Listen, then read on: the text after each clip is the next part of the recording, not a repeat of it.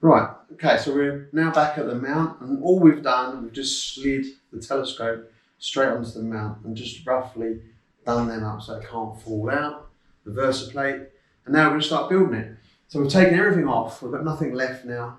We're going to rewire it and rejig it to get it as neat as possible, to get it as central as possible so the balance is all good.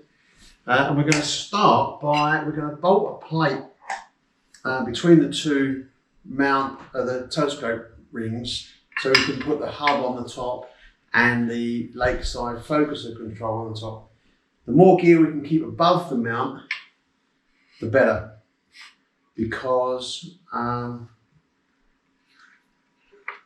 it just saves any wiring or anything below. We've actually got nothing below the telescope, which is good. So just quickly bolt that on there.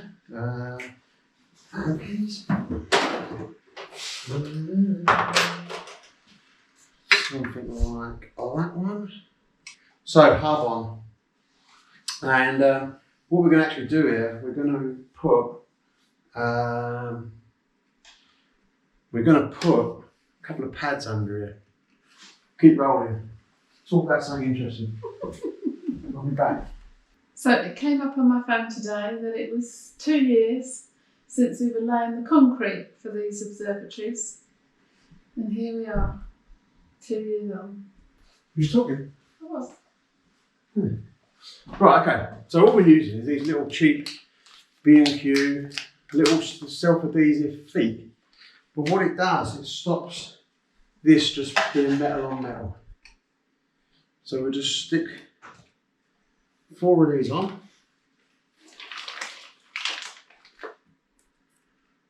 And there they go. This is a nice, quick, easy fix. And then when we tie that on there, it'll actually stop that from rubbing, which is pretty neat. That's nice and tight, nice and central. That's good. Next thing that's going to go on there is going to be the lakeside controller. Multitasking here. Camera woman and assistant.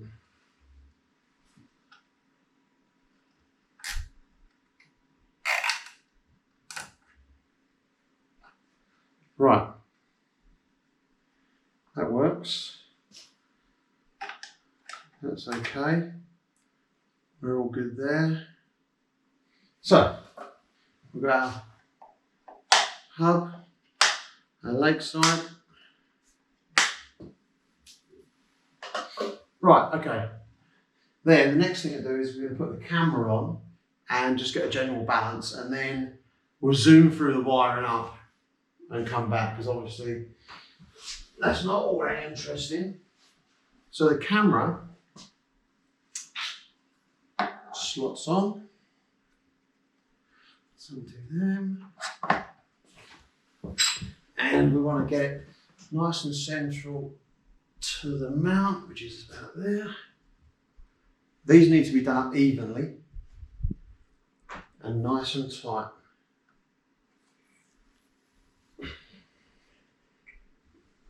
That's it, solid. And that should do us. The hub will run the powers, and then we'll run a separate power so the camera's got its own power, because it's a bit more power hungry than all the rest of it. And then that's it. So I'll get this wired up, and I'll come back and explain how I've wired it up and why, because this could be 20 minutes of just dribble. So we're all finished. This little setup, very nice little setup, very simple. So we've got our, if you're coming a bit closer, we can have a little look here. We've got our, everything's mounted on top, so we've got no wires going between the mount. So this can swivel whatever way we want without having it catch on any wires and cables. So we've got the Mount Hub Pro, all the USB ports go through the Mount Hub. We've got a 12 volt power supply, we've got a dew heater supply, and we've got an external temperature gauge for that. So that's all nice on top, keeps all the wires above the scope, which is the best way. We've got our adaptive optics all working now. We've got our Lodestar, the new blue one, MIDI filter wheel, and the 694 Pro Blue Edition camera. Lakeside focuser, which is you see that in the video, assembling all that lot. And basically that's it. So we've got this really nice compact, as you can see, it's not very big, very light setup on the Paramount MX, which is a robust mount, very good for outside. So if we release the clutches, you can see that we can swivel in any direction that it needs to go. No wires can touch or hit.